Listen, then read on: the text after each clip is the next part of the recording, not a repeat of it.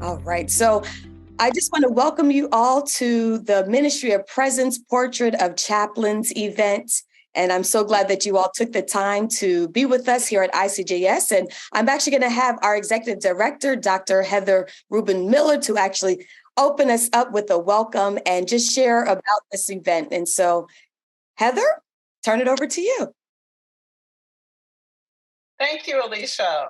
Hello and good afternoon, everyone. Thank you for joining today's discussion, A Ministry of Presence, a portrait of chaplains in Maryland, hosted by the Institute for Islamic, Christian, and Jewish Studies in partnership with the Chaplaincy Innovation Lab at Brandeis University.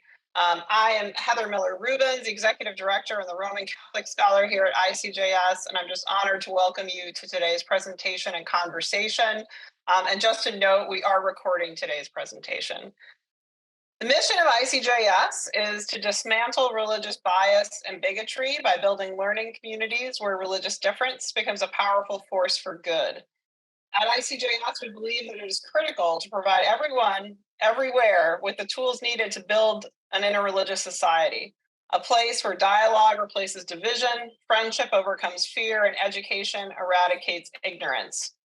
Chaplains and spiritual caregivers are natural interreligious leaders because chaplains regularly provide spiritual care to people with whom they do not share a religious tradition. About 18 months ago, as the pandemic continued to upend our lives, the staff at ICJS began to think about how we could better support chaplains in their interreligious leadership and in their spiritual caregiving and in their lives. We wanted to begin new initiatives and programs that would help chaplains from across the entire state of Maryland.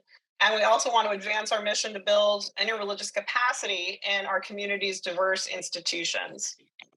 In preparation for launching sort of ICJS's chaplaincy initiatives and programs, we worked with the Chaplaincy Innovation Lab at Brandeis University to conduct a survey to map and assess the needs of chaplains here in Maryland.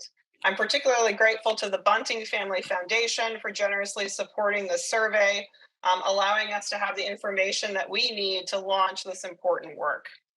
The partnership with the Chaplaincy Innovation Lab has been a great one, and I'm just so thrilled to be at this point in this 18-month process of sharing the findings of the Chaplaincy Innovation Lab Maryland survey with you today, and to inaugurate ICJS programs to provide support to chaplains and spiritual caregivers in Maryland, especially for smaller organizations with fewer resources.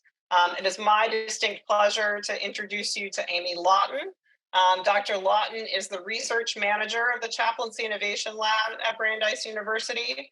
She earned her PhD in the sociology of religion at the University of Connecticut and is also a graduate of the Iliff School of Theology in Denver, Colorado. Amy? Hi, thank you so much, Heather. I'm so excited to be here today. This was an incredibly fun partnership and one I hope that we get to continue. Not only is ICJS an incredible organization, but Maryland is such a rich state for this kind of research. You have so many different institutions, schools, military facilities that we were able to really get a great look at a cross section of chaplains by looking at Maryland. So this was a really exciting study to do. I want to thank a colleague who's not here, Lee Jun Lin. She's a PhD student who was my partner on this and would not have been possible without her. She is unfortunately teaching right now, which is one of the downsides of being a PhD student. But she's really amazing, and hopefully I'll do her justice by what I'm telling you today. So I'm going to briefly describe what we did, not get too down in the weeds about the data, tell you what our key findings are, and then go as deep as I can in 10 minutes to the most important key finding, which is the importance of the interreligious and interfaith aspect to chaplaincy and to pluralism in Maryland. So when we reached out to chaplains in Maryland, we had two goals. We wanted to map Maryland chaplaincy, and we wanted to assess the needs of chaplains. To map Maryland chaplaincy, we made a list of every organization that could conceivably have a chaplain in Maryland, and then went through and checked if they did. And we ended up with 412 organizations, which was a lot, but very manageable.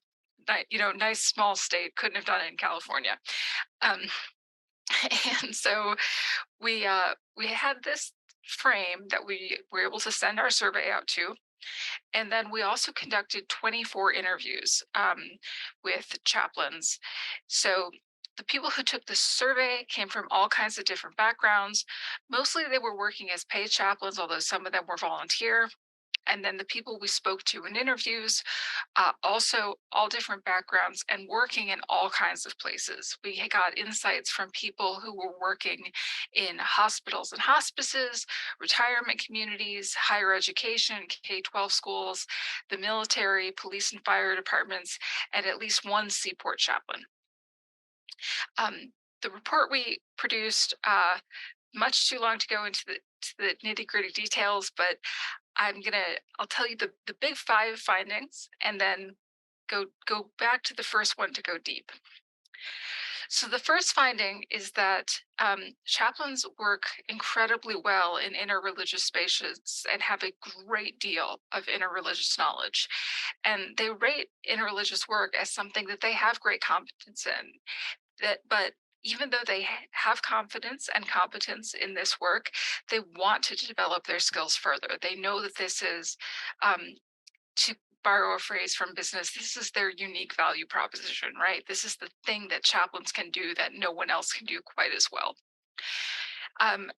We were interested to find that this skill set is the most important skill set when the chaplaincy staff is just one or two people. So the idea is that a chaplain in a larger organization can call on a colleague of a different faith if they have a question or need support. We were privately calling this the one-man band challenge, right? This is the idea that you have to be able to play every instrument. You have to be able to code switch into every dialogue if you're on your own. And then anyone who can consult with a colleague of a different faith. By that we mean other chaplains, but also are you in a big enough organization where you can, find a nurse or a doctor or a staff member or a service member, somebody else who can also help you figure out what you need to be doing. So larger organizations have a lot more resources. And the importance of the non-chaplain colleagues to the spiritual care team really is highlighted here. The second major finding was that resources are really concentrated in urban areas because that's where both the caregivers and the care seekers are concentrated.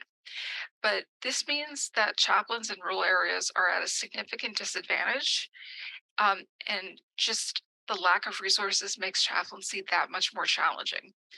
I think this particularly came to our attention in the idea that in a urban area, you might have concentrated not just resources, but have all the care seekers in the same place. You might have a hospice or palliative care facility, whereas rural chaplains found themselves going home to home more often to do hospice care. And in some ways, it just seems like a circuit rider preacher back in the day. Like people were going from county to county in the same day. So I think this is really important to be attentive to, because although, of course, we need to focus on where people are, building the support for chaplaincy is going to involve building out the support in places where we aren't currently thinking or don't normally think about. The third major finding I want to highlight today is that chaplains in hospitals have received more education and training because the hospitals require it.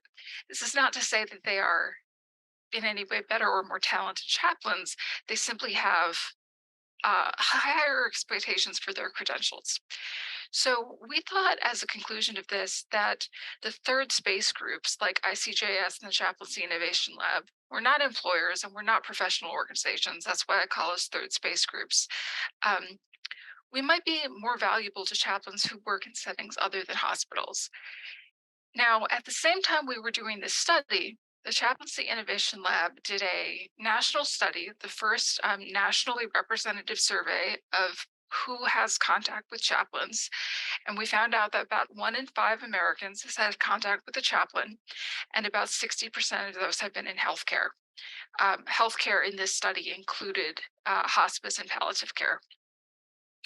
So we do recognize that this is how more than half of people are coming to chaplaincy. But rather than imagining that that is where they're going to stay, where the hospital chaplain is going to be the only chaplain they ever interact with, the Chaplaincy Innovation Lab is envisioning this as a way to frame access to other chaplaincy, right? It's your gateway to chaplaincy, if you will. You have a crisis, maybe you're in a hospital, maybe an older relative is in the hospital. That's how you find out about chaplains. But if we can build that bridge for people to know that they can contact chaplains at school, at work, in a lot of places, in the military, if they're in a crisis and they need police or fire support, chaplains are going to be available and part of the landscape. The fourth key finding that I want to highlight today is that our survey of chaplains in Maryland showed that chaplains receive the highest quality of professional and personal support from other chaplains.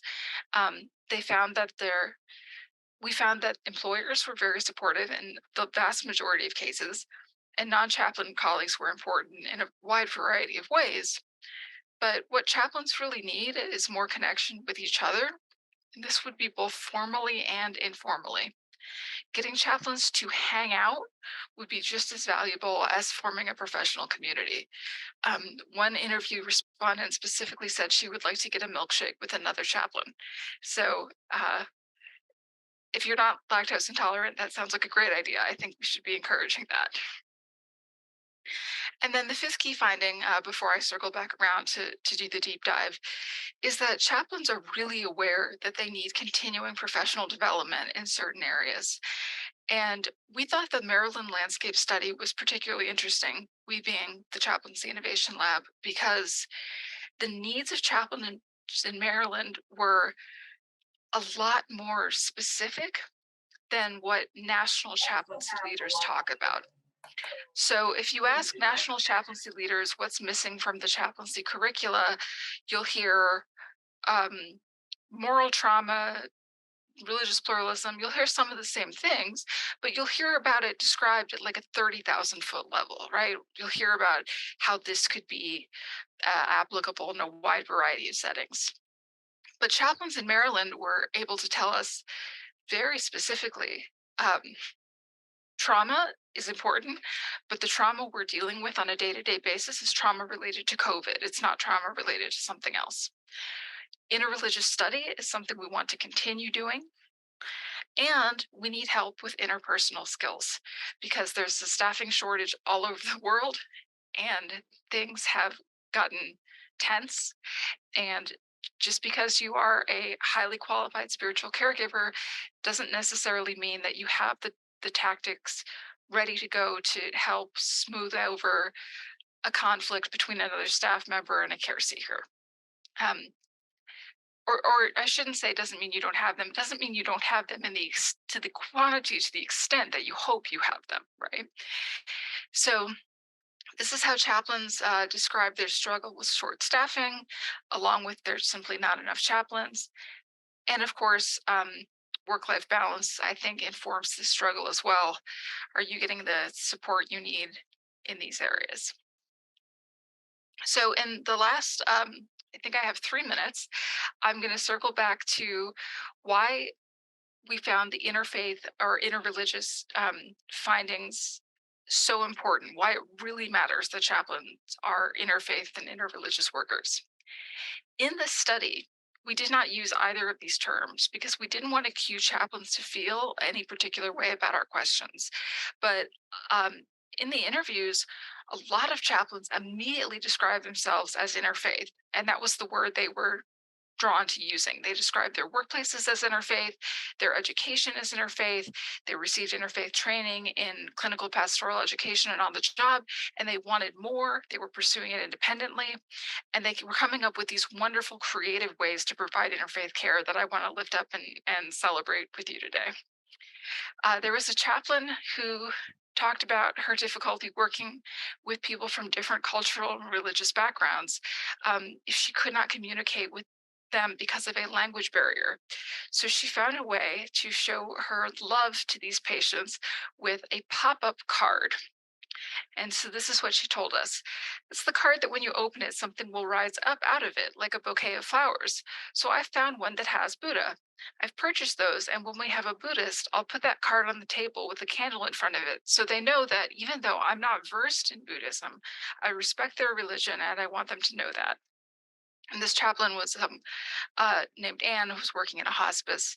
And I found that so touching that this is, probably something that's coming out of her own pocket because hospices are under-resourced, and it's a way that she was able to show love across not just a faith barrier but a language barrier.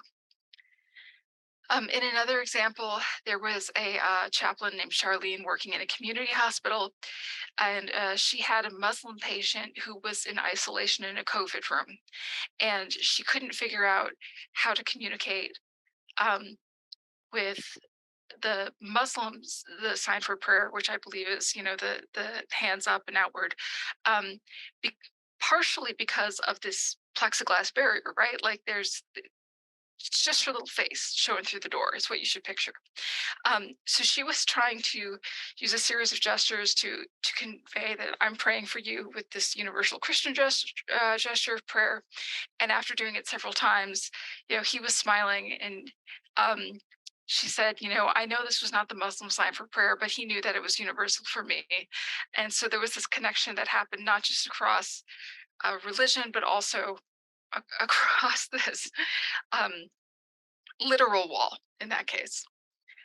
And then the last example, since I do know I am out of time, but I have one more that just moved my heart and I want to share. There was a rabbi who talked to us um, about her work in a medical center as a staff chaplain. Actually, I'm checking my notes. I don't actually know for sure she was a rabbi. She was a Jewish chaplain. I want to be clear about that. Um, and she met an African American woman with a very spiritual orientation who wanted to learn as much of Hebrew and stuff as the Hebrew stuff, as she said in the interview, that she could. And so Ruth told us, I played her music and this Jewish bluegrass gospel music that she just loved. And I could teach her things about Hebrew and about the Bible that I knew would work for her, and they did. And I could say it in a way, maybe not the way that I might teach it to my congregation, but that would be meaningful for her. So this is just a snapshot of the wonderful stories that we were able to um, gather and build these recommendations out of as we did this report. Thank you so much, Amy. I know you didn't have a whole lot of time, but I feel like just sharing the stories about the chaplains. I actually am a former chaplain. I worked in a hospital setting and also a long-term care setting. And so I could really resonate with the report and even how just reaching across religious differences, how we're trying to create an environment where people feel like they're welcomed, that they're seen. And so even the examples you lift up about the chaplain, just trying to find a way to make that human connection is so important. And I saw in the chat box, somebody talked about how chaplain is a noun and how we have these core skill sets of operating. And so I feel like the report does lift up the different ways that, chaplains are, they're really examples about how we can create a society that accepts and celebrates religious diversity. And so I have a question for you, and we're actually going to have some time for the audience to ask questions about what you shared. But I know that you have done research around religious pluralism and the potential and paradox of religious pluralism. And I would love to hear your thoughts about What role do you think spiritual care providers play in actually fostering religious pluralism?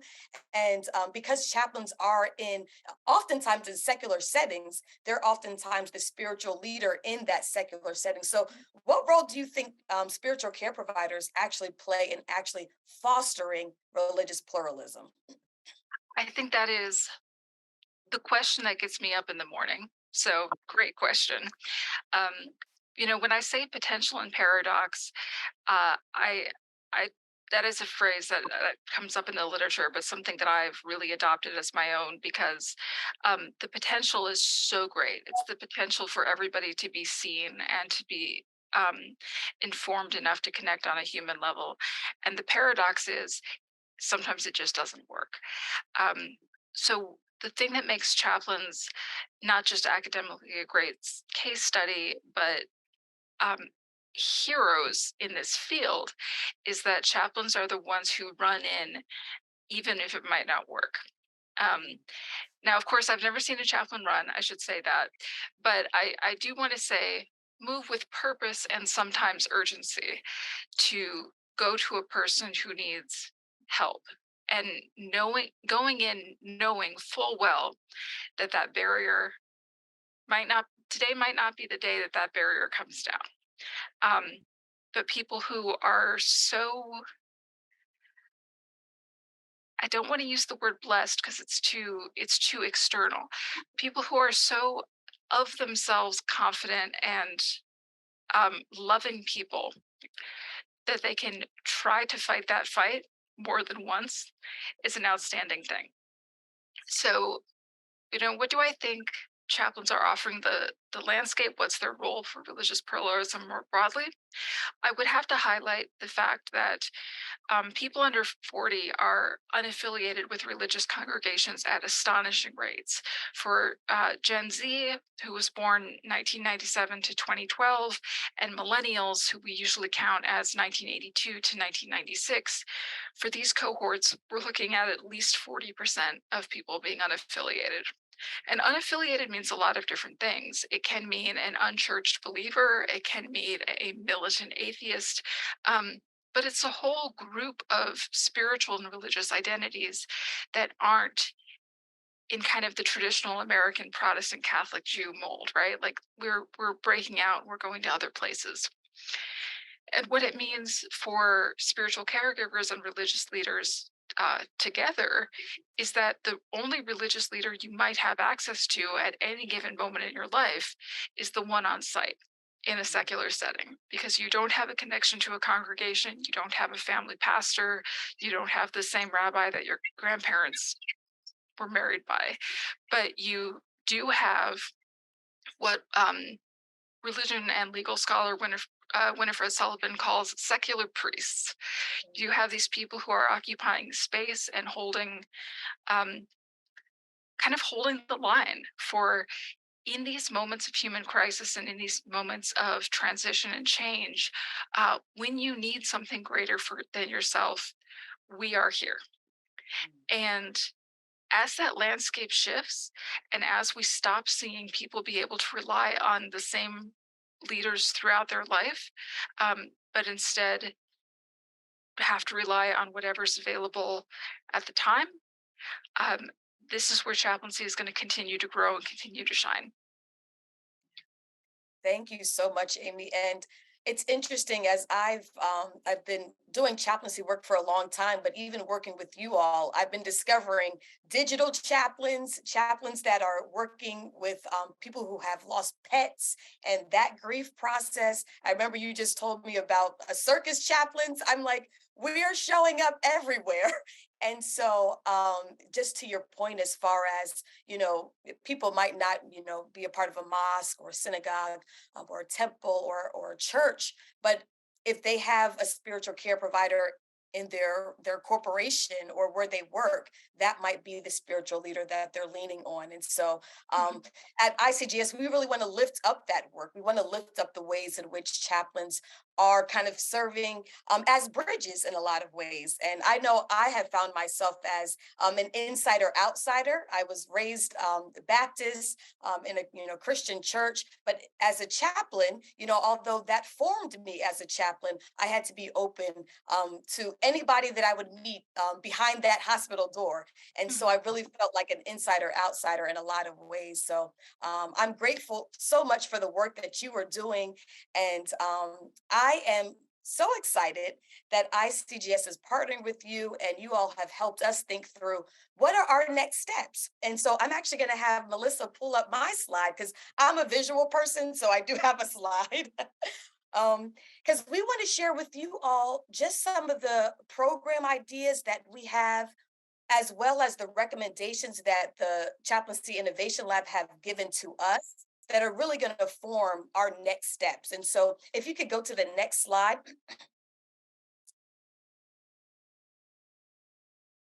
Thank you. So just wanted to lift up some of the recommendations that the research team gave us that really will be informing the programs that we will offer at ICJS. And I'm just going to lift up a couple of them because we do want to provide time for you all to be in breakout rooms, get to know each other, and even ask Amy some questions as well. But we really want to provide space for chaplains to get to know each other, to support each other. As Amy shared in the report, chaplains understand chaplains, spiritual care providers understand spiritual care providers. So we really want to be able to make those local connections so that if there are sectors that are heavily resourced, they can actually share their resources with chaplains, maybe in rural settings, or chaplains that they're the only chaplain in their organization. And so we want to create spaces where chaplains can begin to meet each other on a local level and actually share their resources. Another recommendation was providing mentoring opportunities for chaplains, and also looking at how are we providing spiritual care for those who are no longer religiously affiliated, like Amy talked about. And so are there more creative ways that we can think about offering spiritual care? And then I also just want to lift up, I know a lot of diversity, equity, and inclusion organizations and departments are looking at the religious aspect of DEI. And so ICJS being a partner in helping organizations think through what does it look like to be a religious minority in this organization? And how do we make accommodations? How do we make this space a space where everybody feels like they can belong? And so some of the questions that ICJS we're wrestling with and we're looking at to help us formulate our programming is how do shifting religious identities actually influence spiritual care provision? And this isn't just the religious identity of those that chaplains are providing care for, but even chaplains themselves. I know that there are humanist chaplains, and so of course that's going to shape how they're providing care. And so we want to be looking at these shifting religious identities. We also want to think about what types of interreligious spiritual care is being offered.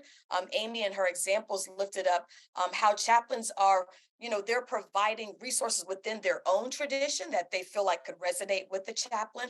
And there's also those who might not be well versed in an actual religious tradition, but they want to show that care recipient, like, I see you, I'm here for you if you need something. And so we want to think about what are the different types of interreligious spiritual care that's being offered. And then how are chaplains actually assessing the care that they're giving? And Amy, she in the examples that she gave, just simple, was there a smile? Was there a sense of peace, when the person saw like they're being prayed for? But how are chaplains actually assessing the interreligious spiritual care they're providing? And then another question that we were asking as a staff is, how are we addressing religious freedom and accommodations in prisons? I know I've heard stories of people talk about there are Muslims who, they're during Ramadan, they have certain restrictions, certain things that they want to be able to do, food that they need to eat at a certain time. And so what kind of accommodations are being made? And that all goes back to the type of care that's being provided. And the last thing that we really want to lift up is ICJS really wants to increase the public's awareness of the role of chaplains. As Amy stated, 1 in 5 Americans have had some type of contact with chaplains, and oftentimes hospitals, that's kind of like the introduction of chaplaincy to a lot of people. And so our organization really does want to highlight chaplains as interfaith, interreligious leaders in our society. And so some of the ideas that we came up with, and we also want to hear your ideas, but we were thinking about providing interreligious panel discussions. So inviting rabbis and imams and pastors to think about how are they providing spiritual care to their community. And those are discussions that chaplains need to be on so that they can see what are the tools, what are the resources that maybe I can use while I'm offering care in my particular organization. We talked about offering lunch and learn series. And also one that I'm very excited about is interreligious spirituality groups for spiritual care providers. And this would really be a space for spiritual care providers to ground themselves and have self-care. For all the chaplains out here, we often talk about how are we providing self-care to ourselves because we're always giving. And so what would it look like to provide a space that is religiously diverse? So you're also getting to learn about, other people's traditions, how other people are making meaning of their life, but it's also a place where you can find some grounding and support amongst people who understand what you're going through in your work life.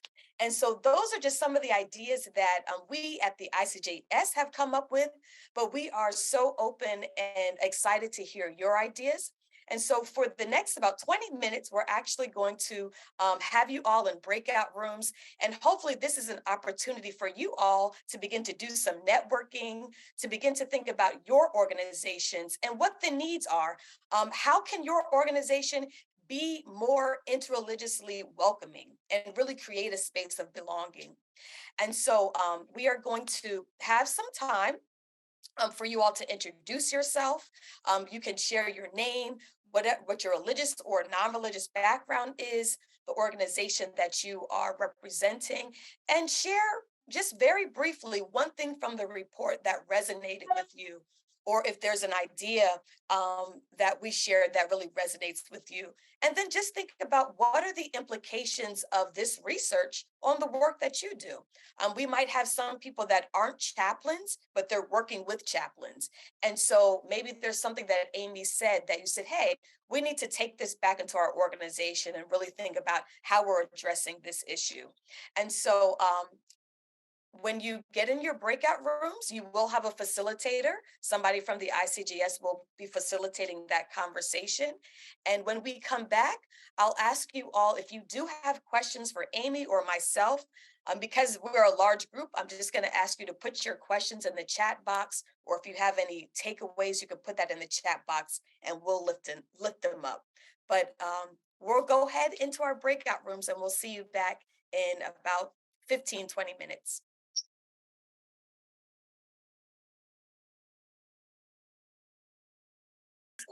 Are there any questions for Amy or myself, or any takeaways from your small group discussion? And just to help me see what the questions are, please put them in the chat box for me. Amy, you were in a small group. Was there anything that kind of stood out for you? Yes, absolutely. Everybody was really excited about networking, but even more importantly, unstructured time was the buzzword. Um, there are a lot of programs that are offered, and sometimes it's just all input, input, input. It would be nice, I think. Um, no one mentioned my milkshake example, but I think that was kind of what we were coming back to, right? It would just be nice to be together, especially now that we can connect in person. COVID is not a constant concern. Be the right time to maybe have some of that unstructured time. Great. I love that. So some unstructured times for spiritual care providers to come together. Something that really stood out for me in the conversation that I had in my small group was really having chaplains define themselves and the work that they do for themselves, and really kind of have some type of elevator speech for other people to say, this is what we do. And so I thought that was really helpful to just think through, how are chaplains defining themselves and the work that they do, so that when we are in organizations that might not fully understand our work, we can kind of share with confidence who we are and what we do. So I thought that was helpful. All right, I'm seeing in the chat box, people love your milkshake example, or comfortable cup of tea. So that's good. Are there any questions for us, or any other takeaways that you want to lift up? All right. Okay. Well, oh, okay. So Reverend Dr. Carletta Allen talked about chaplain support. And so I think you're right. We definitely need more support for chaplains, and not just academic support, but I think in the report, because I was able to read through it, but just like that spiritual support, that sense of, I had a bad day, like I need a place to vent. And so I think that chaplaincy support is going to be very necessary and needed. Yeah. So, Alicia, I made note of two questions that came up while I was talking, but didn't have a chance to answer. Um, and if we have time, I don't want to. If someone's raising their hand, do not Oh, take my questions. But if we have time, I have two that I could just briefly answer. wonderful. Carletta, I do see your hand is raised. Do you want to share your question? Go ahead. Yes, thank you. Sorry about my camera. I don't know why I can't be on video, but at any rate, uh, thank you. Look, there we go. There we are. Alrighty. Yes, Thank you. good to see you. Thank you so much, host. One of the things that I've learned as a law enforcement chaplain is that there are professional departments, but many of us, I think probably most of us, are not. We have badges and we are considered members of the department, but we have zero funding. We have no budgets at all, and trying to make this work happen with no funding is sometimes a challenge. And we do. And so it ends up coming out of our own pocket. Sometimes I know for all of the training that I do in law enforcement chaplaincy, that all comes out of my clergy bucket, not because there's no funding for the agency. So I know one person mentioned that in our group, and I don't know if that's a concern for others or if that's something that is in the mission at all of ICGS with regard to this process. Yeah, so when you talked about funding, I know one of the recommendations from the Chaplaincy Innovation Lab was about the uneven distribution of resources, and so that's definitely something that, as a staff, we've discussed. So, and I'm sure there are other chaplains and other organizations that is also an issue. You find yourself coming out of pocket to provide certain resources and tools. So, I don't think you're alone in that. I don't think you're alone in that. We have 8 more minutes, and I do see some comments here in the chat box. So somebody said, "What do we do?" And I love this.